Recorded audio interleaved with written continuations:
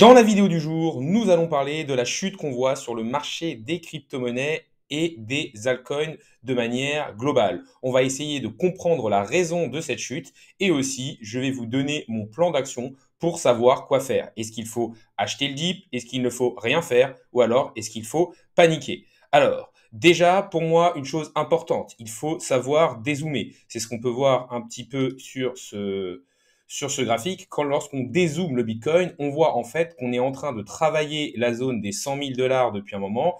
Là, qu'on a peut-être des chasses de liquidité et qu'on est tout simplement dans une zone d'accumulation comme on l'a eu ici et comme on l'a eu ici. Et souvent, ça, on va dire que c'est bon d'un point de vue un peu plus long terme parce que ça permet justement de construire une montée plutôt que de partir directement en ligne droite. Là, on voit, on a construit la montée, on a pumpé, on l'a reconstruit, on a pumpé, on l'a reconstruit, on a pumpé. Donc là, pour moi, que ce soit en termes de temporalité par rapport au précédent cycle et par rapport à l'amplitude de prix, pour moi, on a encore de la marge au niveau du Bitcoin et encore plus au niveau de tout ce qui est altcoin. Donc là, tout simplement, pour moi, on est simplement dans un range, en gros, entre les 90 et les 110 000 $. Alors oui, c'est un gros range, oui, ça fait de la volatilité, mais pour l'instant, on a un Bitcoin qui ne fait que osciller. Et si on regarde même là, on voit que la volatilité s'est fortement réduite. Si on ne prend pas les mèches, on voit que depuis à peu près 2 semaines, on est entre les 103 et les 98. Donc une volatilité qui se réduit, qui pourrait possiblement nous faire une compression et faire exploser soit à la hausse, soit à la baisse le prix du Bitcoin. Maintenant, on va essayer de comprendre un peu pourquoi les crypto-monnaies tombent. Alors, c'est à cause de la news qu'on a eue sur DeepSeek, qui est tout simplement une intelligence artificielle chinoise concurrent de ChatGPT. Et le gros problème qu'on a eu à ce niveau-là, c'est que DeepSeek a réussi à avoir des résultats identiques à ChatGPT, que c'est une IA qui monte énormément, qu'elle est chinoise, donc elle est concurrent direct avec les États-Unis, et tout ça en étant beaucoup moins nombreux, je crois ils sont 10 fois moins nombreux, en faisant ça de manière beaucoup moins chère, je crois qu'il aura fallu 60 millions de dollars, alors que ChatGPT a coûté des milliards, et surtout, très rapidement, ils ont fait ça en moins de 2 ans. Et forcément, ça fait un peu paniquer le marché américain. Et du coup, là, c'est pas au niveau des cryptos qu'on chute, c'est à cause du marché américain et du S&P 500. Forcément, avec l'arrivée de Donald Trump au pouvoir, qui est très pro-crypto, forcément, si le marché américain est secoué, les cryptos seront secoués. Alors, cette domination, elle peut faire baisser possiblement les Nvidia, montrer qu'on a besoin de peut-être moins de puissance de calcul que prévu pour faire marcher les intelligences artificielles. Pour moi, l'intelligence artificielle, c'est le nouvel or. C'est actuellement le secteur sur lequel toutes les plus grosses puissances veulent augmenter pour être dominateurs. Alors, ce qu'il faut se dire, c'est que la baisse du marché américain a amené la baisse du Bitcoin et donc la baisse des crypto-monnaies. De plus, on a eu pas mal de liquidations short. En fait, c'est tout simplement une recherche de la liquidité.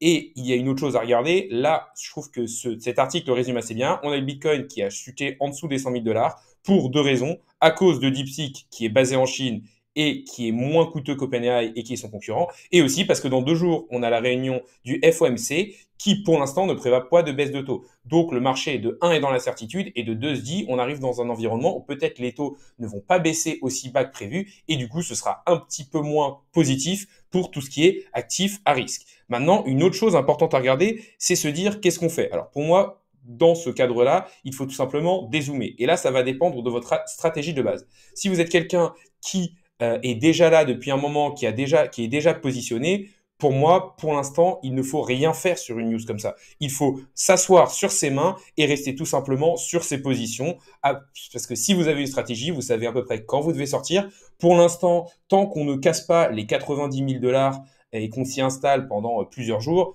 pour moi, il n'y a pas d'alerte sur les cryptos. On est toujours dans ce range. On est en train de compresser la volatilité. Si ça part au sud et qu'on pète les 90, là, il faudra peut-être remettre en cause son plan. Mais pour l'instant, pour moi, pas de stress à ce niveau-là.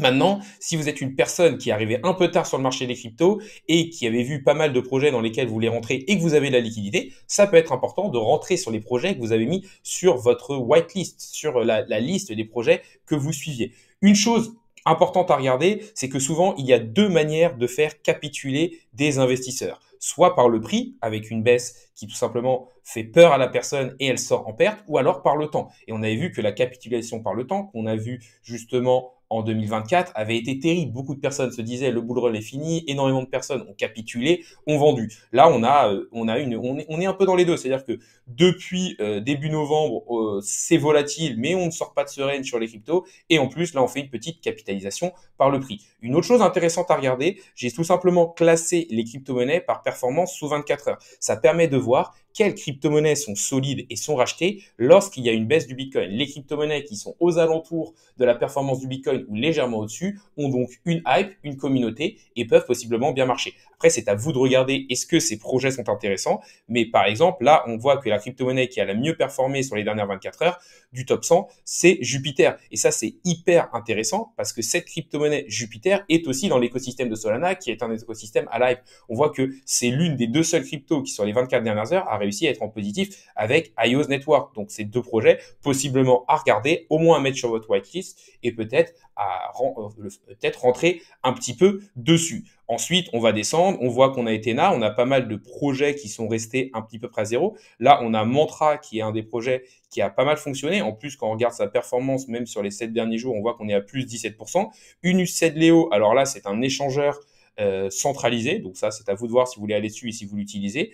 On voit quand même des belles performances. Et là, on voit le Bitcoin. Donc on voit qu'il y a seulement 14 crypto-monnaies qui ont fait mieux que le Bitcoin en termes de performance. On voit le BNB aussi, la crypto-monnaie de Binance, qui marche pas mal. On sait que Tron est aussi assez résiliente. Et si on redescend en dessous, qu'est-ce qu'on voit? Tao Bitensor au niveau de l'intelligence artificielle. On voit Ethereum qui est seulement à moins 7% par rapport à d'autres. On voit pas mal de crypto-monnaies qui peuvent être intéressantes. Des crypto-monnaies à la mode comme Hyperliquid, des crypto-monnaies comme Ondo qui sont pas loin de la performance du Bitcoin. Et après, pour moi, il faut pas trop descendre non plus. Donc, tout simplement, qu'est-ce que je pourrais vous dire si vous avez prévu de recharger?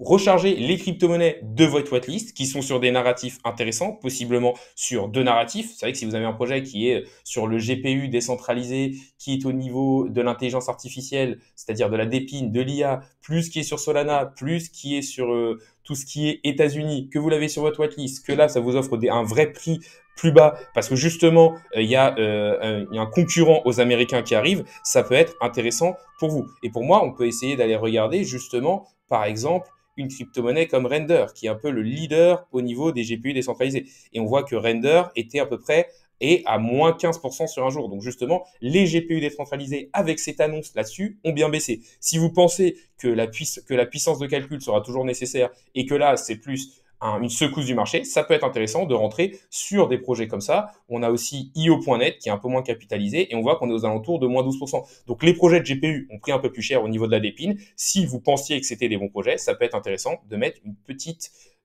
pièce dessus ou au moins de renforcer vos bagues ou alors de rentrer. Par contre, ne faites pas all-in et dites-vous qu'on peut aller bien plus bas. Là, on est dans un range avec une contraction de la liquidité. Je ne pense pas qu'on ira beaucoup plus bas. Après, on voit qu'on a de la liquidité, je pense, sous ces bas, aller chercher autour des 94 000 $. Rien n'empêche de faire une petite mèche, de revenir. Et du coup, s'il y a une petite mèche, ce serait peut-être intéressant de pouvoir renforcer pour les personnes qui ont déjà cette stratégie. On arrive sur la fin de la vidéo, donc déjà n'hésitez pas à liker, à me dire ce que vous faites dans cette période de baisse. N'hésitez pas non plus à vous abonner, ça récompense le travail que je fais au jour le jour et ça permet de faire grossir la liquidité. Pour résumer, on a essayé de comprendre pourquoi il y a eu la baisse sur les marchés. C'est principalement dû à l'explosion d'un concurrent chinois au niveau de l'intelligence artificielle qui remet en cause le marché américain. Et vu que le marché crypto est très relié au S&P 500, forcément, ça l'a fait baisser. Et en plus, les news qui sont plutôt moyennes d'un point de vue macro avec le FOMC qui ne devrait pas baisser ses taux. La vidéo du jour est maintenant finie. Salut à tous et à la prochaine.